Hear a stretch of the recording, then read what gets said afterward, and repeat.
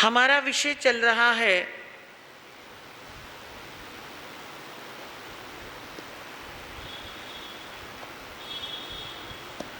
हमारी स्वयं की आत्मा।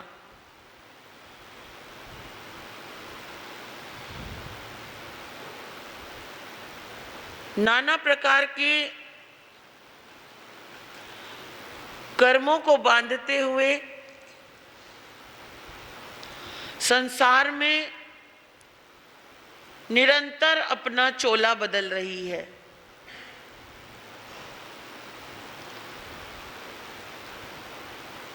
जैसे एक व्यक्ति वस्त्र पुराना होने पर नया वस्त्र ले आता है, ऐसे ही ये आत्मा बचपन, जवानी और बुढ़ापा आने के बाद, काया रूपी वस्त्र पुराना होने के बाद, जर्जर होने के बाद, आत्मा अपना चोला बदल लेती है, वस्त्र बदल लेती है, यानी कि दूसरी गति में, दूसरे शरीर में चली जाती है। अब वो शरीर जो हमें मिलता है, वो शरीर हमें किस रूप में मिलता है, किस भाव में मिलता है? तो वो है हमारा स्वयं का कर्म।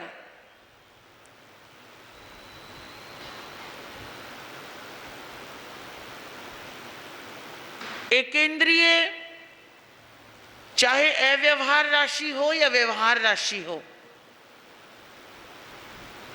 एकेंद्रीय नया कर्म नहीं बांधता।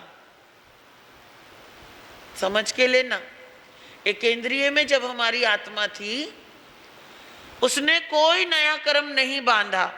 बता सकते हो क्यों? क्यों नहीं बांधा होगा? इतनी बातें मैंने आपको समझाई। आत्मा एकेंद्रीय में गई थी, आपकी और मेरी। एकेंद्रीय मतलब क्या? एकेंद्रीय मतलब क्या? पृथ्वी, पानी, अग्नि, वायु और वनस्पति, ये पांच क्या है? एकेंद्रीय हैं। उसे केवल शरीर मिला है। आत्मा वैसी की वैसी है। जो मेरी आत्मा, जो आपकी आत्मा, अभी जितनी हमें ताकत अंदर है इस आत्मा के अंदर,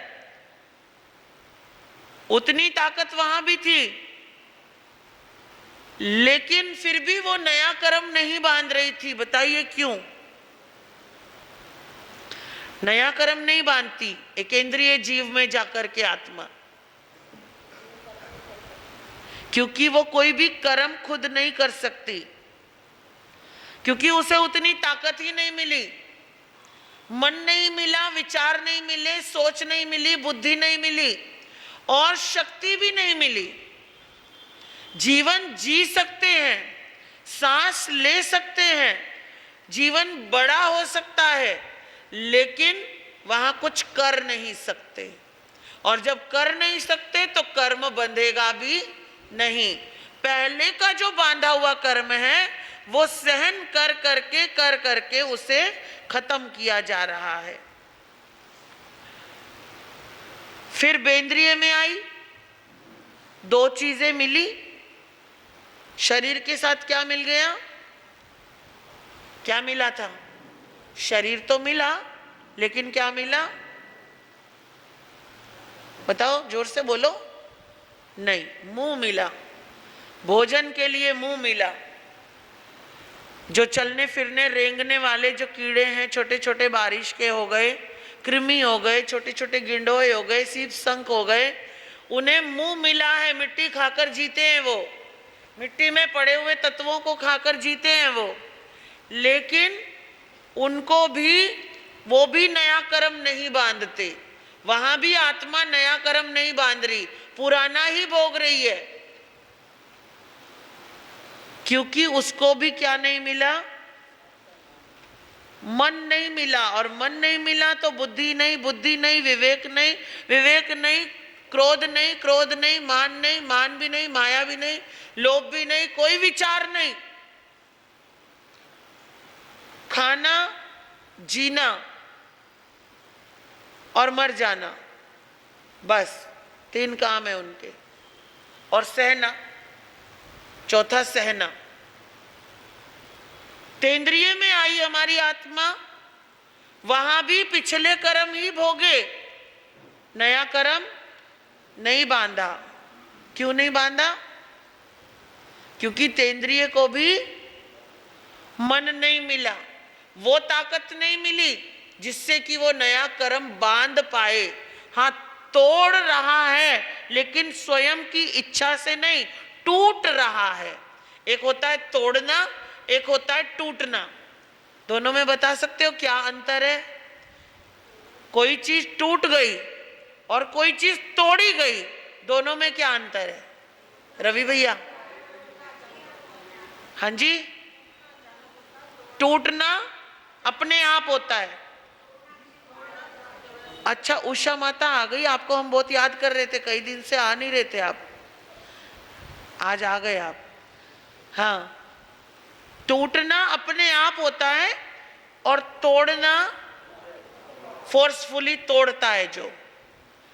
तो टूटना अचानक भी टूट जाता है, और कोई चीज पुरानी होते होते होते होते होते होते उसकी शक्ति ताकत खत्म हो जाती है और वो टूट जाती है, सहज भाव में खत्म हो जाती है।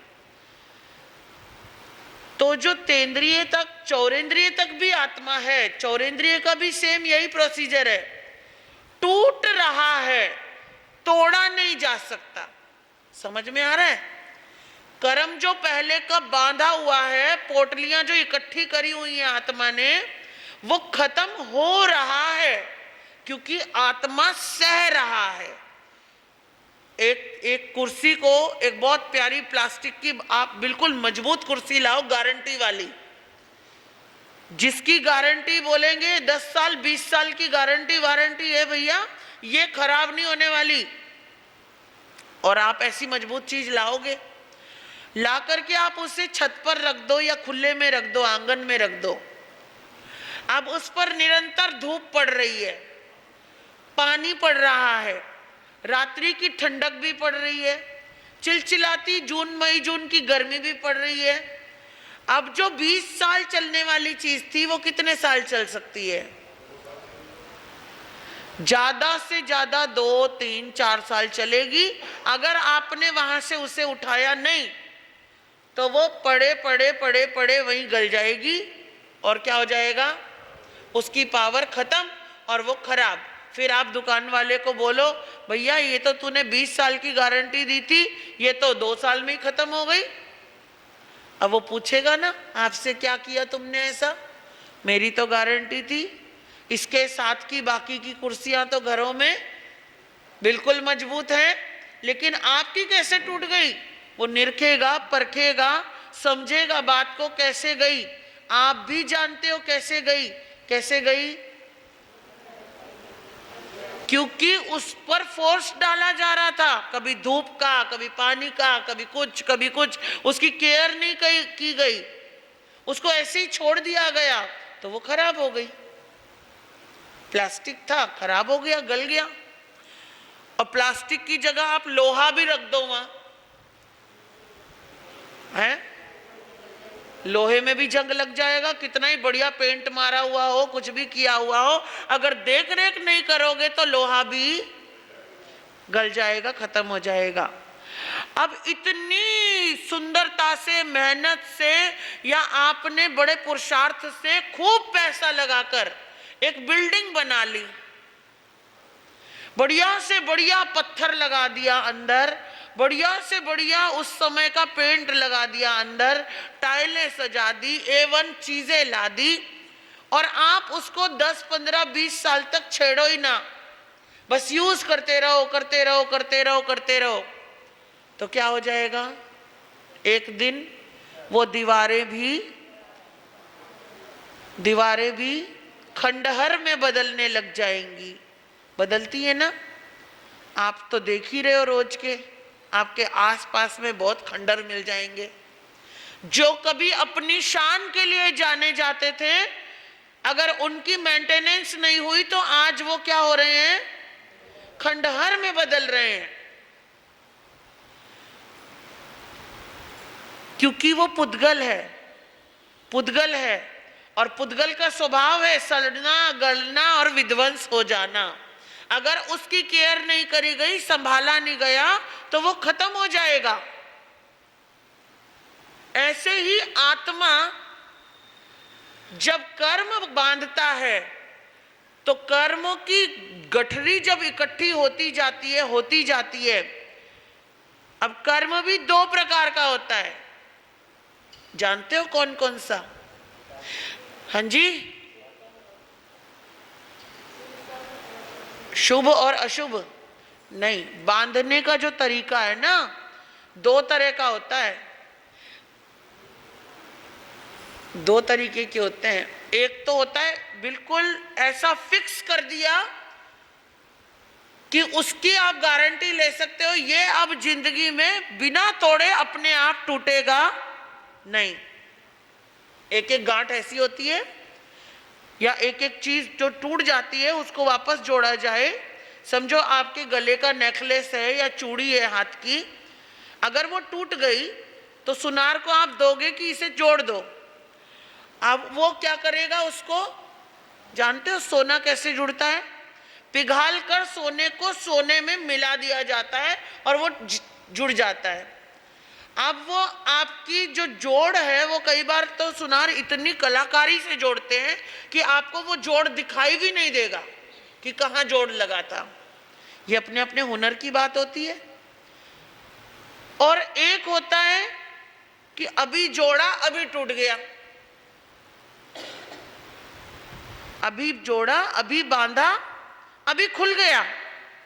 तो इन दोनों बातों को कर्म के अनुसार दो नाम दिए गए। एक है निद्धत कर्म, एक है निकाचित कर्म। क्या है? निद्धत और निकाचित। निद्धत होते हैं जो तोड़ दो टूट जाएंगे, खोल दो खुल जाएंगे, बांध दो बंध जाएंगे, बंधते ही रहते हैं। लेकिन एक होते हैं निकाचित कर्म। निकाचित वो होते हैं जो बिना तोड़े टूटेंगे ही नहीं, बिना भोगे छूटेंगे ही नहीं। और हम अपने प्रत्येक दिन में, दिन तो छोड़ दो, प्रत्येक समय में, एक समय कितना बड़ा, समझो हमने पलक झपकाई और उठा दी, इतनी देर में कई समय निकल गए। और आगम कहते हैं कि आत्मा जब तक संसार में है, साधु हो या गृहस्थी हो, कोई भी हो, एक समय में 7 से 8 कर्मों का बंधन बांध रहा है। इतने सूक्ष्म समय में भी 7 से 8 कर्म नित्य सेकंड में, सेकंड से भी पहले हमारे साथ बंध रहे हैं। समझो, अब आप हिसाब नहीं लगा सकते कि जो एक समय में 7 से 8 कर्म आ रहा है, अब वो 24 घंटे में, 1 घंटे में कितने मिनट? 60 मिनट। 1 मिनट में कितने सेकंड? 60 सेकंड। और 1 सेकंड में कितने मिली सेकंड? वो भी 60 ही होते हैं। ये तो आज की भाषा में समझाया भगवान ने, तो इसको इतना बोल दिया समय प्रमाण की पलक झपकाई और उठा दी।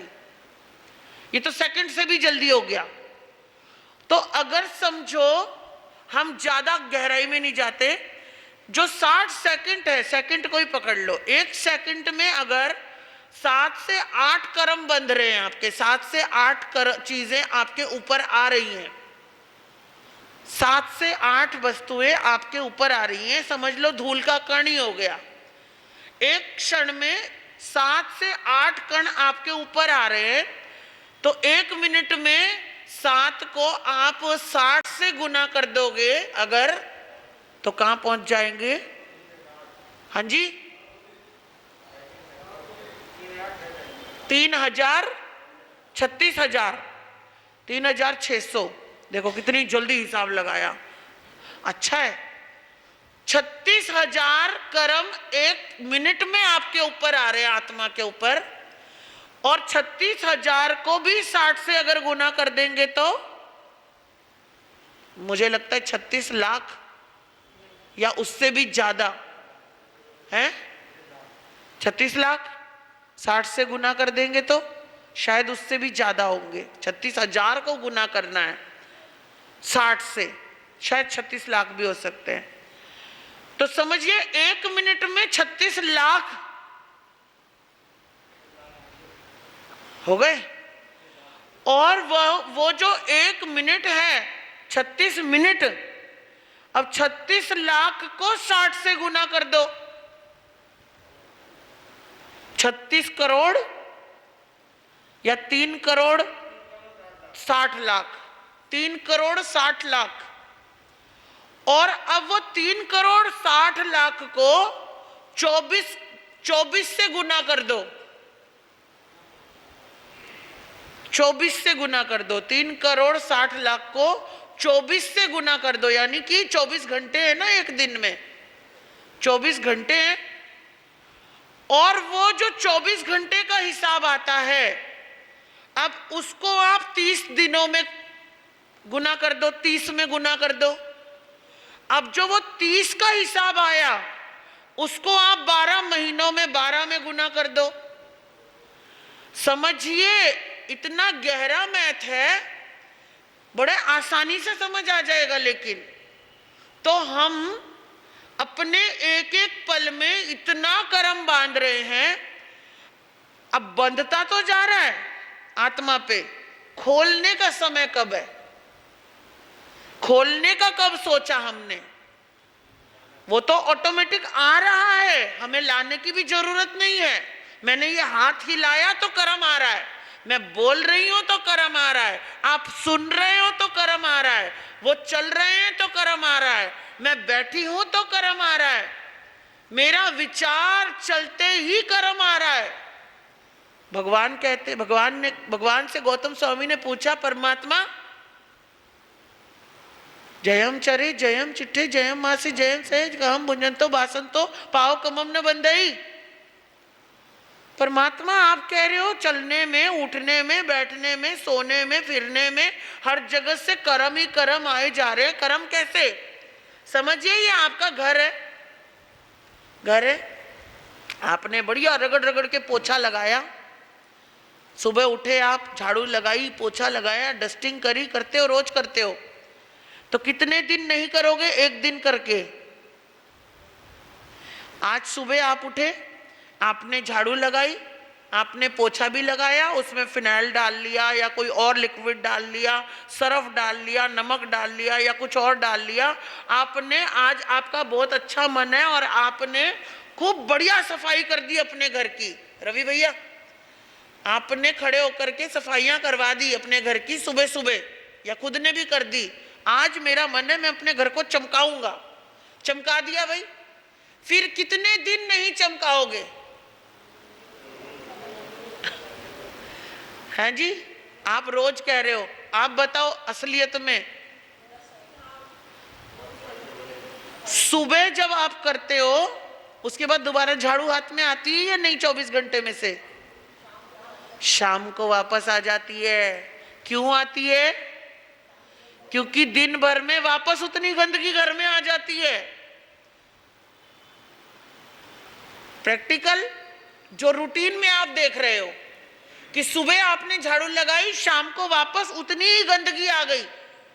शाम को आपने झाड़ू लगाई, सुबह वापस झाड़ू लगाओगे, वापस उतना ही कचरा निकलेगा। आप कई बार बोल भी देती हो, अक्सर औरतें बोल देती हैं, हम भी बोल देते हैं, कितना ही झाड़ू लगा लो इस घर में सफाई नहीं होती। जब लगा लो जब ही मिट्टी निकल जाती है, पता नहीं कहां से आ जाती है। बोलते हो ना, अक्सर बोलते हुए सुना है, हम भी बोल देते हैं। भाई साहब, ये मिट्टी का कुछ समझ में ही नहीं आता कहां से आ जाती है। लेकिन आपको बताऊं, मैंने देखा है उत्तर भारत में आपकी एक बड़ी गजब की आदत है। जो सड़क पर चप्पल लेकर जाते हो उसी चप्पल से अपने घर में घूमते रहते हो, वो जूते हो या चप्पलें हो, घूमते हो ना, अपने घर में लेके जाते हो। हैं 70 नहीं जी, 90% है, 90 भी नहीं, 98%। कोई 2% लोगों को मैंने देखा, अभी तक देखा ही नहीं एक्चुअली, कि लोग घर की चप्पल घर के बाहर रखें और अंदर की, माना कि लोग, अब डॉक्टर मना करते हैं कि भाई नंगे पैर फर्श पे मत घूमो, आपके फर्श इतने सख्त है कि आपके पैर की हड्डियां बढ़ रही हैं या नसों में प्रॉब्लम हो रही है, एड़ियों में दर्द हो रहा है, किसी के पंजों में दर्द हो रहा है, किसी की उंगलियों में दर्द हो रहा है, किसी के पैरों में दर्द हो रहा है, तो डॉक्टर कहते हैं कि भाई चप्पल पहन के रखो।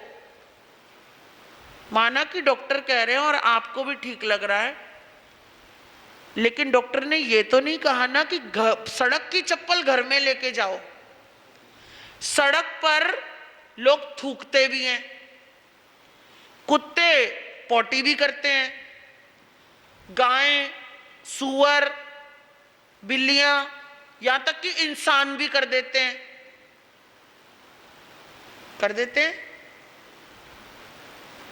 खासकर हमारे साधु साध्वी जो परटने वाली व्यवस्था बनाते हैं, कहां परटते होंगे, बताओ बताओ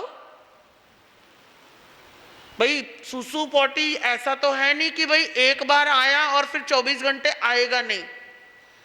चलो बड़ी नीति तो ठीक है, किसी ने आदत डाल ली, एक बार या 2 बार जाएगा, लेकिन बार बार जाना ही पड़ेगा। और जैसे जैसे बुढ़ापा आता जाएगा वैसे वैसे उसका प्रेशर भी ज्यादा बनता जाएगा। ये तो नेचुरल स्वाभाविक शरीर की प्रक्रियाएं हैं। तो आपने कभी सोचा कि जो साधु साध्वी टॉयलेट यूज नहीं करते वो कहां परटते होंगे? जिनको हम हमारी लोकमान्य भाषा में कहते हैं धन्य हो महाराज साहब, धन्य हो, धन्य हो, बहुत गजब के हो, बड़ी क्रिया वाले हो, बड़ी क्रिया वाले हो, बड़े अच्छे हो, बड़े संयमी हो, आप तो टॉयलेट में भी नहीं जाते, बड़े संयमी हो। तो ये अच्छी बात है या बुरी बात है? टॉयलेट में जाना नहीं जाना अच्छी बात है या बुरी बात है? कॉमन सेंस से बताना, कॉमन सेंस। बुरी बात है तो महाराज जी को तो आप बड़ा अच्छा मानते हो, फिर बुरी बात है तो? अजी वो तो त्यागी हैं, वो तो संयमी हैं। अजी त्यागी हो या संयमी हो, पढ़ा लिखा हो या अनपढ़ हो, बड़ा आदमी हो या छोटा हो, बच्चा हो या बूढ़ा हो, गलत बात तो गलत ही है। वो जमाना अलग था। 50 साल पहले टॉयलेट बाथरूम थे ही नहीं। जगह बड़ी बड़ी विशाल खुली जंगल हुआ करते थे। 2 कदम पर जंगल शुरू हो जाया करता था। घर से निकलो बाहर, दूसरा घर जब आएगा उसके बीच में बड़ा स्पेस हुआ करता था। प्रकृति हुआ करती थी हमारे करीब, और प्रकृति का नेचर है, मिट्टी का नेचर है एब्जॉर्ब कर देना। तो मिट्टी में जब डाल दिया करते थे तो मिट्टी उसको खत्म कर देती थी। उस प्रक्रिया में भी समय लगता था। आज मिट्टी कहां है आपके पास? जंगल है, प्रकृति है। लोहा मंडी स्थानक में अगर मुझे प्रेशर आ रहा है बहुत तेज, मैं भागूं, भाग के कहां जाऊं? गली में जाऊं? गली से बाहर निकलूं, कहां जाऊं? मैं तो इधर से भी जाके देखी आई, इधर से भी जाके देखी आई, ना तो इधर से कोई जंगल मिला मुझे, जंगल छोड़ो खाली प्लॉट भी नहीं मिला। आपको मिला कभी? तो फिर वो जो परटने वाली क्रिया है वो कहां जाती होगी? चाहे वो मंदिर वाले हो, चाहे वो स्थानक वाले हो, चाहे वो कोई से भी पंथ वाले हो, कोई भी ग्रंथ वाले हो, कोई भी संप्रदाय वाले हो, मुझे किसी का नाम नहीं लेना, पर्टिकुलर बात है ये। किसी पे ना मेरा ताना है, ना किसी पे टॉन्ट है, ना किसी की कोई पर्सनल बात है, ये कॉमन बात है कि कभी सोचते हो कि वो कहाँ जाता है? सड़क पे जाता है। मैंने खुद मेरी आंखों से देखा है। वो एक पात्र बना लेते हैं, उसमें पॉटी करते हैं, फिर पानी डालते हैं, उसका घोल बना देते हैं डंडी से हिला हिला के, और फिर वो कहाँ डाल आते हैं? या तो नगर निगम का कूड़ेदान आसपास है वहां डाल आते हैं, या तो फिर सड़क के आजू बाजू में मिट्टी पड़ी है कच्ची कुच्ची थोड़ी बहुत सी, वहां पर फैला देते हैं, और या फिर उनको भी नाली में ही डालना पड़ता है, आंखें बचा के डाल देते हैं। किसी की कोई देख तो नहीं रहा, दर्द डाल दिया। अरे भाई, जब तुम्हें ये, और देखो नगर निगम के कूड़ेदान पर जब डालते हैं तो उस कूड़े को साफ करने कौन आ रहा है? इंसान ही आ रहा है। वहां उस कूड़े में से खाने के लिए शायद कोई इंसान के बच्चे भी आ रहे हैं, जानवर भी आ रहे हैं, कुत्ते भी आ रहे हैं, गायें भी आ रही है, कोई भी जीव आ सकता है। कोई गरीब व्यक्ति जिसकी बेचारे की आजीविका कचरा उठाने पर है, होती है ना, देखा है ना आपने। काम कोई छोटा बड़ा तो होता नहीं है, अब उसे अपना पेट भरना है तो वो काम ही तो कर रहा है। हम उसको हिकारत से देख देते हैं, ये गरीब है, ये तो कचरा उठाने वाला है। अरे भाई, वो काम कर रहा है, बड़ी शिद्दत से अपने काम को काम कर रहा है, अंजाम दे रहा है, उससे हिकारत मत करो। वो कम से कम पेट भरने के लिए पुरुषार्थ कर रहा है। अब वो तो उसका नसीब है कि उसके नसीब में कचरा उठाना लिखा है, क्योंकि उसकी बुद्धि उससे ऊपर जा ही नहीं रही है। ताकत तो उसमें आप जितनी ही है, पर नसीब किसका लाएगा? पर हमारा नसीब अच्छा है, हमें उसे हिकारत से नहीं देखना, लेकिन हम उसके लिए एक प्रयास कर सकते हैं। जो हम कर सकते हैं वो हम कर सकते हैं। अगर मैं समझो ये घोल जो बनाया मैंने, मैं उस पर डाल दूं और वो व्यक्ति वहां उस घोल के अंदर से ही कचरा निकालने आ रहा है, तो वो गंदगी किसको लगेगी? लगेगी कोई गाय खाने आएगी। वैसे तो आप गऊ को माता बोलते हो, वैसे तो आप गऊ को बचाने का बोलते हो, वैसे तो आप गऊ के लिए बड़े बड़े भाषण देते हो, और वैसे वो गऊ जब वहां मुंह मारेगी, वहां कुछ खाने का ढूंढेगी, तो उसके मुंह में वो गंदगी जाएगी या नहीं जाएगी? और बाथरूम का यूरिन का तो मैंने देखा, जहां दो वो भर लेते हैं, वो बाल्टी रख लेते हैं, उस बाल्टी में इकट्ठा करते रहते हैं चेले, मग्गा भर भर के उसमें इकट्ठा कर लेते हैं। अब एक बार कौन जाएगा? बड़े बूढ़े साधु साध्वी तो सबके साथ रहते ही हैं। अब वो रख करके और फिर वो डाल के आ जाते हैं, कभी किसी की गाड़ी के नीचे सरका देते हैं, कभी सड़क पे डाल देते हैं, कभी कहीं। कहाँ डालेंगे? कहाँ? जब जगह ही नहीं है तो कहाँ डालेंगे? तो जो डालने की जगह बनाइए वहां डालो ना भाई। इसको करने से कौन सा हमको मोक्ष जल्दी मिल जाएगा? मिलेगा क्या? बल्कि और देर से मिलेगा। अगर आपको लॉजिक बताने पे आऊं तो देर से मिलेगा। क्यों? अगर मेरा है वो गंदगी, मेरी गंदगी है, 2 नंबर हो या 1 नंबर हो, जब मैं उसे सड़क पे डालती हूं, सड़क में ऑब्जर्वेशन की ताकत है नहीं, वो तो पक्की सड़क है, सूख जाएगा, सूखेगा लेकिन कीटाणु तो वहीं रहेंगे। अब उसमें जीव उत्पत्ति होगी, जीव हो गए, बेंद्रिय, तेंद्रिय, चौरेंद्रिय भी हो जाते हैं, कभी कभी समूर्छिम पंचेंद्रिय भी हो जाते हैं। अब जब वो जीव पैदा हुए, अब वो वहां से निकल के इधर उधर भागेंगे भी। पहले तो पैदा करने की चीज मैंने डाली, तो पैदा हुए, मेरे वजह से पैदा हुए, और मरे भी मेरी वजह से ही। वो समझ रहे हो? प्रैक्टिकल मरे भी मेरी वजह से ही, क्योंकि मैंने ना डाली होती तो वो पैदा नहीं होते, और पैदा नहीं होते तो उन्हें बेवक्त मरने को ना मिलता। तो अब उनके जीने और मरने की रिस्पॉन्सिबिलिटी किसकी हुई? जिसका है उसी की हुई ना। अगर आपने कारण ही नहीं दिया तो कार्य होगा कैसे? आपने कारण दिया इसलिए कार्य हुआ। आप कारण ही मत दो। अब वो बोलते हैं, मैंने एक से सवाल किया, उसने मुझसे सवाल किया, साध्वी जी ने, कि आप टॉयलेट यूज करते हो? मैंने कहा हाँ। उसने कहा, मैंने कहा आप? कहते नहीं। मैंने कहा क्यों? मैंने कहा क्यों? कहते दोष लगता है। मैंने कहा क्या? क्या दोष लगता है? कहते जी वो पानी नलके का, पूरी टॉयलेट का पूरा वो सारे पानी में मिल जाता है और जितना पानी है उस सारा का दोष हमारे को लगता है। हाँ, गजब की बात है। हाँ, मेरे दिमाग में वो बात फिट हो गई।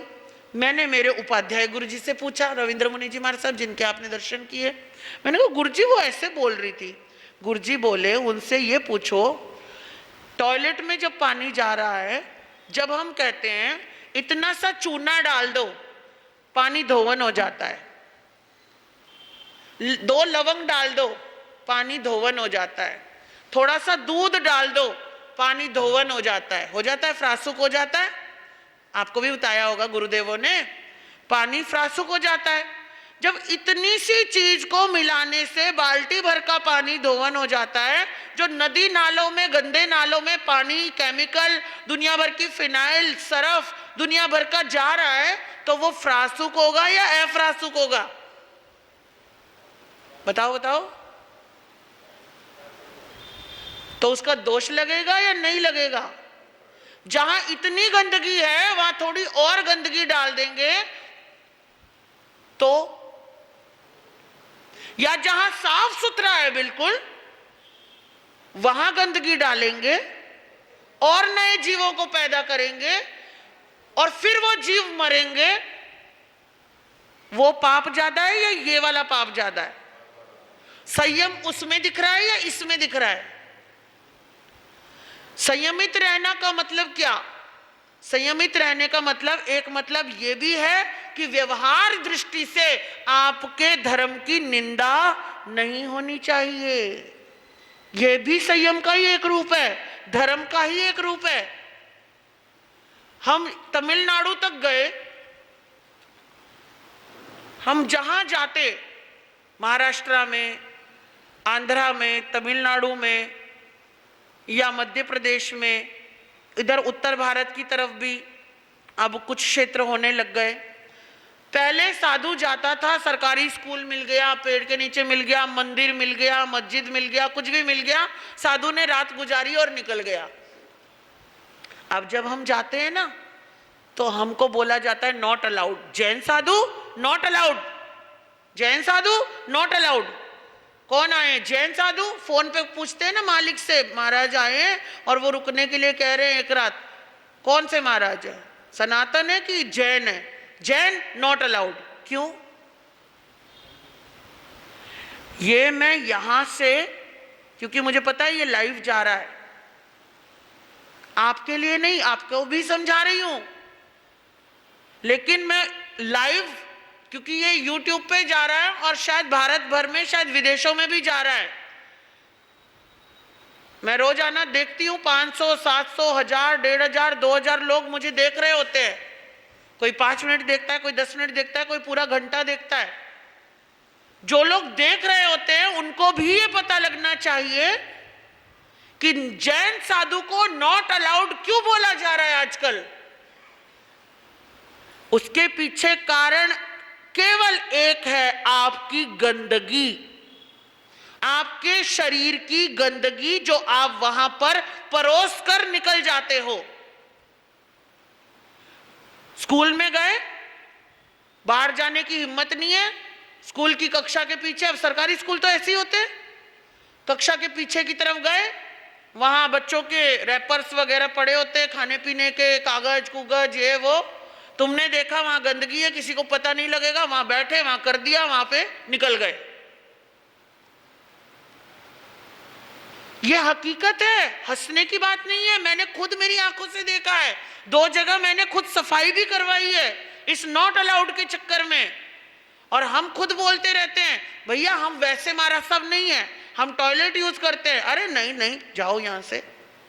कितनी बेइज्जती का सामना करना पड़ता होगा जब आपको सूर्य अस्त हो रहा है, आपके सिर पर दोपहरी का सूरज है, आप पैदल चले जा रहे हो, चले जा रहे हो, चले जा रहे हो, आपके छोटे साधु साध्वी थक कर के चूर हो गए हैं, आंखों में पानी है, लेकिन लोग कहते हैं आपको रुकने नहीं देंगे, जैन साधु हो नॉट अलाउड। कितनी शर्म की बात है। एक व्यक्ति अपने लिए, अपने स्वार्थ के लिए मुझे लोग महान बोले, इस महानता का पर्चा फाड़ने के लिए बाकी पूरे धर्म की वाट लगा रखी है। जैन शब्द पर प्रश्न चिन्ह आ गया है कि जैन, और वो भी साधु, छी, गंदे। अब सोचिए ये संयम है या ये असंयम है?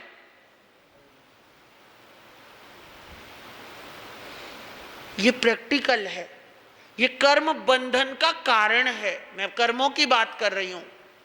ये कर्मों का आवरण डालने का कारण है कि बेवजह हम उन जीवों को अपनी वजह से पैदा करके अपनी वजह से ही मारने पे मजबूर कर रहे हैं। समझ रहे हो? क्योंकि गंदगी का कीड़ा, गंदगी तो खत्म हो जाएगी द्रव्य क्षेत्र काल भाव से, लेकिन वो कीड़े का क्या होगा? वो भी तो मरेगा ही। समझ में आई बात?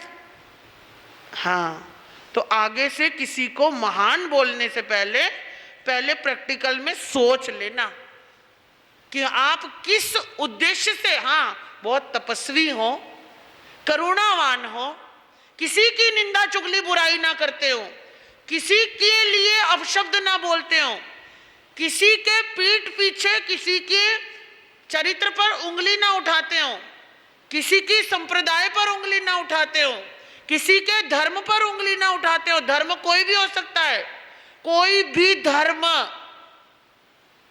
कभी भी गलत नहीं होता, कम नहीं होता। फिर वो कोई भी धर्म हो, फिर वो हिंदू का हो या मुस्लिम का हो, सिख का हो या ईसाई का हो या जैन का हो, कोई भी धर्म गंदा नहीं होता, कोई भी धर्म गलत परंपराएं नहीं सिखाता, कोई भी धर्म गलत बातें नहीं बताता। कुरान शरीफ में भी लिखा है कि जो दूसरों को नाजायज तौर पर बेवजह परेशान करता है, अल्लाह उसे कभी माफ नहीं करेगा।